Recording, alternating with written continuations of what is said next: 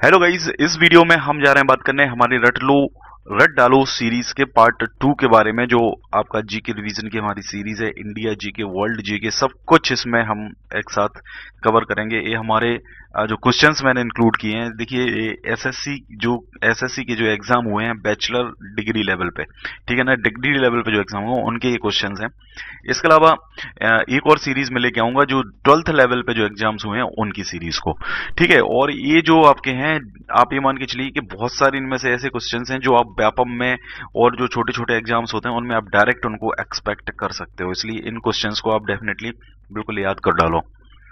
देखिए पहला जो क्वेश्चन है, पानी की सतह पर हल्के से रखी हुई एक लोहे की सुई उस पर क्यों तैरती है। तो ये देखिए, ये रीजन होता है पृष्ठीय तनाव के कारण, ठीक है, पृष्ठीय तनाव के कारण वो उस पर तैरती है। इसके अलावा आपको पता होना चाहिए कि जैसे जो बारिश की बूंद होती है, वर्षा की जो बूंद होती है, वो गोल क्यों होती है, तो उसका भी यही सेम रीजन होता है कि वो उसके पृष्ठीय तनाव के कारण ये गोल होती है। तो एक ये रीजन एग्जाम में जनरली पूछा जाता है।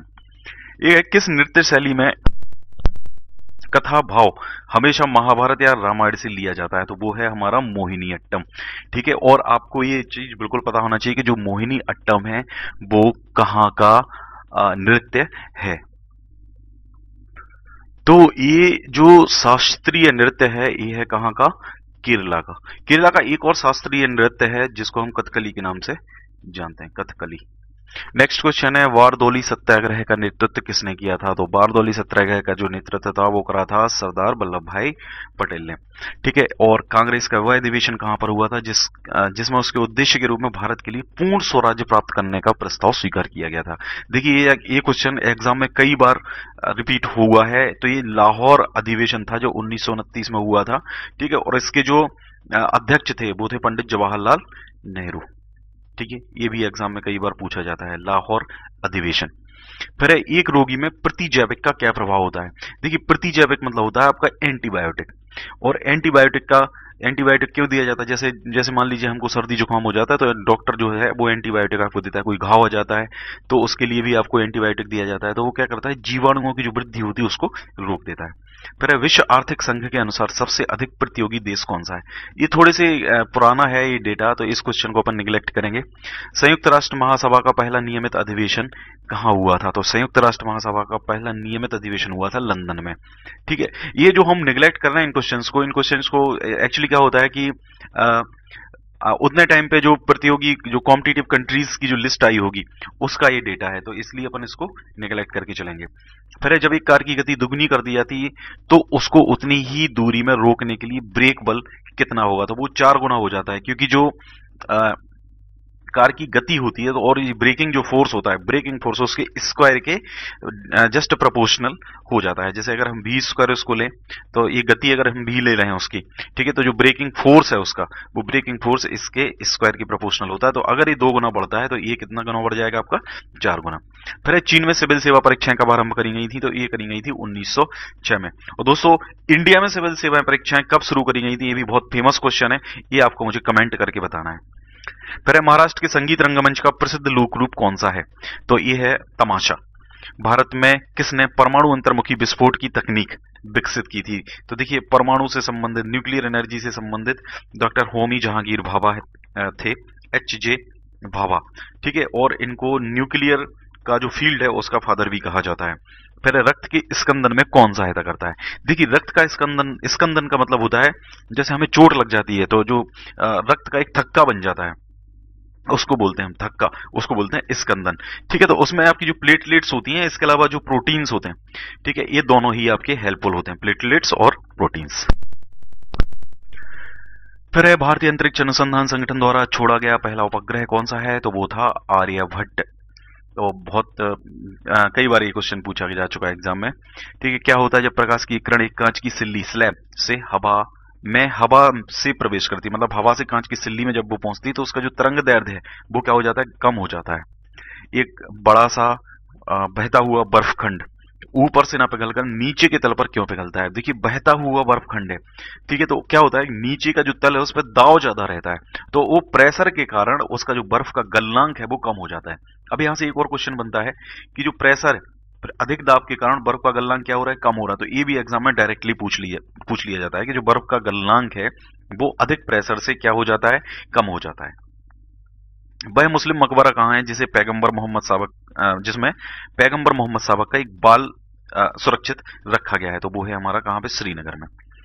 बेरियम सल्फेट को पानी में कम घुलनशीलता किसके कारण होती है, मतलब बेरियम सल्फेट की पानी में कम घुलनशीलता किसके कारण होती है, तो वो उसकी उच्च चालक ऊर्जा के कारण होती है, उच्च चालक ऊर्जा।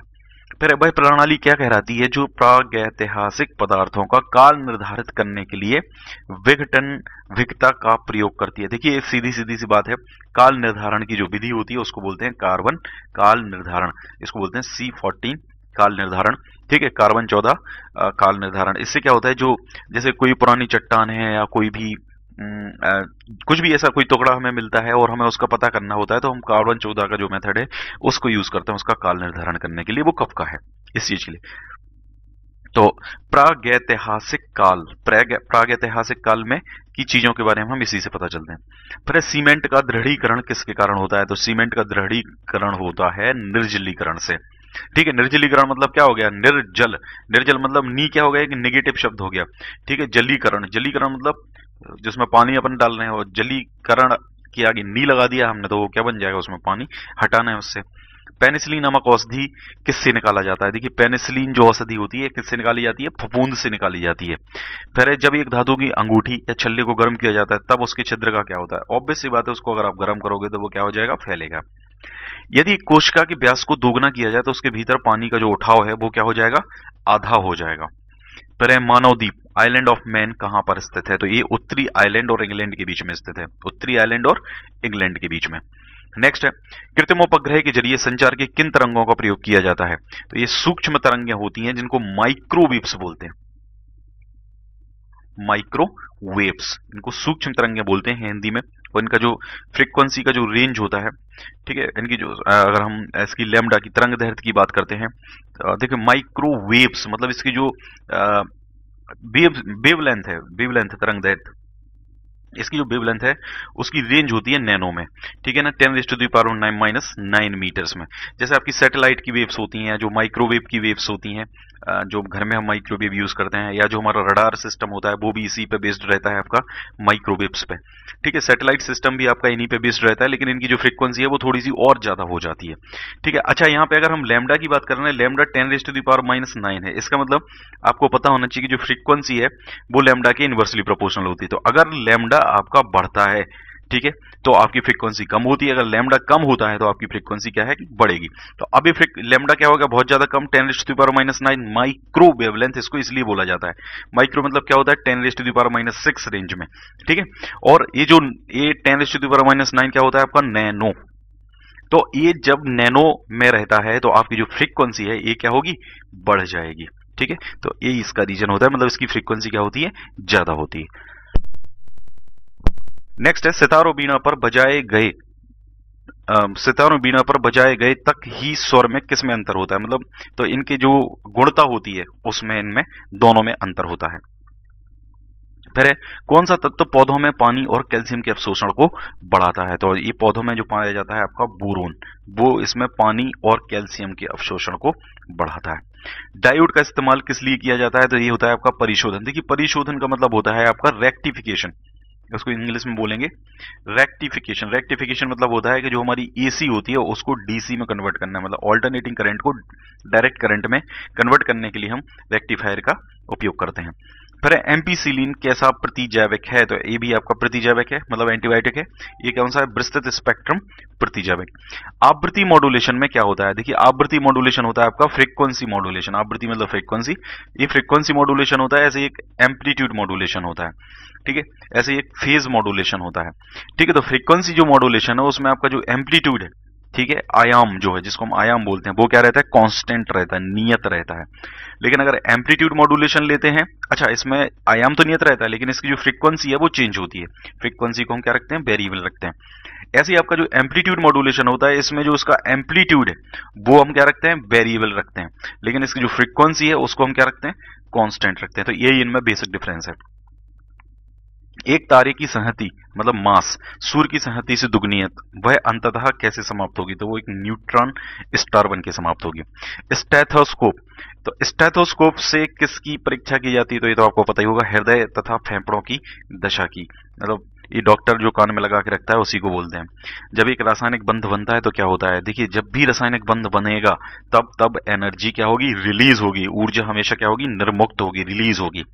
हमारे दांत और अस्थियां आमतौर पर किससे बनते हैं, तो ये बनते हैं ट्राई कैल्शियम फास्फेट से, ट्राई कैल्शियम फास्फेट से। जैसा हम बोल देते हैं ना कैल्शियम से बनते हैं, कैल्शियम से नहीं बनते, ट्राई कैल्शियम फास्फेट होता है, ठीक है, पूरा एक यौगिक होता है इसका। अच्छा एक चीज और आपको पता होना चाहिए, आपने एक आईएएस का ये क्वेश्चन है, आईएएस में पूछा जा चुका है कि जो पथरी होती है, स्टोन जिसको हम बोलते हैं, वो स्टोन होती है वो काय की बनती है, तो वो बनती है आपकी कैल्शियम ऑक्सलेट से, कैल्शियम ऑक्सलेट। नेक्स्ट है महात्मा गांधी की बंदी होने के कारण नमक सत्याग्रह का नेतृत्व किसने किया था, तो ये करा था अब्बास तैयब जी ने। खरगोश से कौन सा ऊन निकाला जाता है, तो ये निकाला जाता है आपका अंगोरा ऊन, अंगोरा ऊन। स्वस्थ मनुष्य की सामान्य रक्त शर्करा उपवास में सीमा mg/dl, देखिए mg और dl ये इसका यूनिट होती है जिसमें इसको हम मेजर करते हैं। तो ये क्वेश्चन आपका यहां से एक बन जाता है, तो 70 से 100 के बीच में होती है। उपवास मतलब खाली पेट की यहाँ पे बात करी जा रही है। देखिए जो शुगर नापी जाती है ना, वो खाली पेट भी नापी जाती है और खाना खाने के बाद भी नापी जाती है, दोनों मेजरमेंट इसके लिए जाते हैं। सामान्य तौर पर प्रयोग किए जाने वाली फ्लॉपी डिस्क का साइज क्या होता है, तो 3.5 इंच के करीब होता है। किसी स्थान पर उच्च ज्वार भाटाओं में कितना अंतराल होता है, तो 12 घंटे 26 मिनट का इसमें अंतर होता है। केन शुगर क्या है, केन शुगर, देखिए केन शुगर जो है ये कहा जाता है आपका कार्बोहाइड्रेट को, कार्बोहाइड्रेट मतलब जो केन शुगर होती है वो कार्बोहाइड्रेट होती है। यदि एक पेड़ जिसके तने का अनुप्रस्थ परिच्छेद करने पर, अनुप्रस्थ परिच्छेद करने का मतलब होता है क्रॉस सेक्शन, ठीक है, क्रॉस सेक्शन करने पर 50 घेरे दिखाई जाते हैं, तो उस पेड़ की आयु कितनी होगी। देखिए पेड़ का जब क्रॉस सेक्शन करते हैं तो इस तरीके से उसके अंदर कुछ रिंग्स दिखाई देती हैं, इनको वलय कहते हैं, इंग्लिश में इनको रिंग्स बोलते हैं, ठीक है। तो जितने उसमें वलय बने होंगे उसकी उम्र उतनी ही होती है, मतलब इस पेड़ की उम्र कितनी होगी, 50 वर्ष होगी। प्याज किसका विकसित रूप है, तो प्याज पत्ते का विकसित रूप है। आपने अगर छोटी वाली जो प्याज देखी है तो आप बिल्कुल समझ जाएंगे कि वो पत्ता होता है, वो पत्ता बनते बनते बनते फिर वो क्या बन जाता है, प्याज पूरा बन जाता है।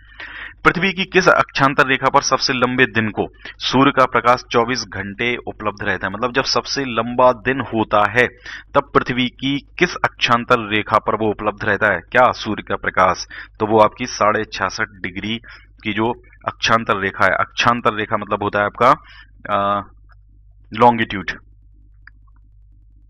लॉन्गिट्यूड की यहां पर बात करी जा रही है, सॉरी लॉन्गिट्यूड एक होता है आपका लॉन्गिट्यूड, एक होता है आपका लैटिट्यूड। तो लैटिट्यूड, हाँ लैटिट्यूड होता है आपका जैसे आपकी अर्थ है, तो ये जो है आपके, ये आपके लैटिट्यूड कहलाते हैं, ठीक है। और इसी को क्या बोलते हैं हम, अक्षांश, अक्षांश अक्षांतर मतलब लैटिट्यूड कहते हैं यहाँ पे हम इसको, ठीक है। और जो इस तरीके से ये जो होती हैं आपकी, ये कहलाती हैं आपकी देशांतर। नेक्स्ट है मक्का मेज में परागण कैसे होता है, तो ये हवा द्वारा संकरण परागण से होता है। भारत में कृषि के लिए रबड़ का पौधा कहां से लाया जाता है, तो ये रबड़ का जो पौधा लाया जाता है ब्राजील से लाया जाता है, वेरी वेरी मोस्ट इंपॉर्टेंट। उत्तर रामचरित किसने लिखा, तो उत्तर रामचरित लिखा है भवभूति ने। रेडियोलॉजिस्ट आंतों का सीधा एक्स किरण फोटोग्राफ सामान्यतः क्यों नहीं लेते, देखिए आंतें जो होती हैं आंतों में हड्डी नहीं होती है, इसलिए जो एक्स रेज हैं, एक्स रेज जो होती हैं, एक्स रेज होने का क्या कारण है, जब भी जैसे हम बॉडी से, जैसे हमारे पाँव में फ्रैक्चर आता है, ठीक है, मान लीजिए हमारी एक लेग है और यहां से इसमें फ्रैक्चर आ गया, तो एक्स रेज जब हम इसके ऊपर डालते हैं तो एक्स रेज यहां से पास कर जाती हैं, ठीक है। लेकिन अगर हड्डी पूरी रहेगी तो वो उसकी एक इमेज बना देती हैं, ठीक है। लेकिन अगर ये पूरी है तो इसकी इमेज बन जाएगी, ठीक है। अगर ये है तो यहाँ से एक्स रेज पास हो जाएंगी। अब आंत है, आंतों में हड्डी तो है नहीं, तो वो पूरी की पूरी क्या कर जाती हैं, पास कर जाती हैं, तो वहां पे उसकी कोई इमेज नहीं बन पाती है। तो एक्स किरणें बिना अच्छा प्रतिबिंब बनाए आंतों से पार निकल जाती हैं, तो ये इसका रीजन है। फोटोस्टेट मशीन कार्य करती है, तो फोटोस्टेट मशीन करती है इलेक्ट्रोस्टैटिक इमेज मेकिंग पे, मतलब स्थिर वैद्युत प्रतिबिंब निर्धारण पर, इलेक्ट्रोस्टैटिक इमेज मेकिंग। देश का ऋण स्तर एफडीआई से कैसे प्रभावित होता है, देखिए ये होता है आपका एफडीआई, एफडीआई से कैसे प्रभावित होता है, तो ये इसमें गिरावट आ जाती है, किसमें, देश का जो ऋण है उसमें। फिर है बिंद पर्वतमाला और सतपुड़ा पर्वतमाला के बीच कौन सी नदी बहती है, तो यह है नदी कौन सी, नर्मदा नदी बहती है। 1 किलोवाट घंटा किसके बराबर होता है, तो ये होता है 3.6 mega joule, 3.6 mega joule. Rocket को अंतरिक्ष में छोड़ने के लिए कितने न्यूनतम पलायन वेग की आवश्यकता होती है? तो ये होता है आपका 11.2 किलोमीटर पर सेकंड, 11.2 किलोमीटर पर सेकंड। तो मैंने आपको पलायन वेग का इससे पहले जो साइंस का वीडियो बनाया था उसमें भी मैंने आपको बताया था, ठीक है कि, और जैसे चांद का भी मैंने उसमें बताया था 2.4 किलोमीटर पर सेकंड होता है। पलायन वेग का मतलब होता है कि पलायन वेग वो वेग होता है जिससे हम किसी भी वस्तु को ऊपर फेंकते हैं और उसके ग्रेविटेशन का जो रेंज होता है, किसी भी ग्रह के लिए है, पृथ्वी के लिए ही नहीं है, ग्रेविटेशन का जो रेंज होता है वो पार कर जाए। तो उसको अगर हम पृथ्वी से अगर हम 11.2 किलोमीटर पर सेकंड की रफ्तार से अगर कोई चीज को फेंकेंगे तो उसका ग्रेविटेशन का जो रेंज है अर्थ का, उसको वो पार कर जाएगा। पीयूष ग्रंथि कहां पर होती है? तो पीयूष ग्रंथि के बारे में भी हमने साइंस की वीडियो में डिस्कस किया था डिटेल में। ये मस्तिष्क में होती है और करीब 13 प्रकार के हार्मोन्स इससे निकलते हैं। वह कौन सा खेल है जिससे टाइगर वुड्स विख्यात हैं? तो टाइगर वुड्स विख्यात हैं आपके गोल्फ के लिए, हालांकि अब ये संन्यास ले चुके हैं। खगोल विज्ञान के भारतीय महाग्रंथ पंच सिद्धांतिका के रचनाकार कौन है? Very very very most important, तो ये है बराहमिहिर। किस ग्रह पर जल चक्र मौजूद है? तो जल चक्र केवल मौजूद है अभी तक पृथ्वी पर। पीलीभीत जिला कहां पर स्थित है? तो पीलीभीत जिला है उत्तर प्रदेश के तराई क्षेत्र में, मतलब उत्तर प्रदेश में है। कुबलाई खान द्वारा निर्मित राजधानी शहर दाइडू कहां स्थित है? तो ये है हमारा कहां पर? बीजिंग में। यदि किसी बेलन की तथा समान आयतन वाले गोले की त्रिज्या r है तो बेलन की ऊंचाई कितनी होगी? तो ये हो जाएगी 4/3 r।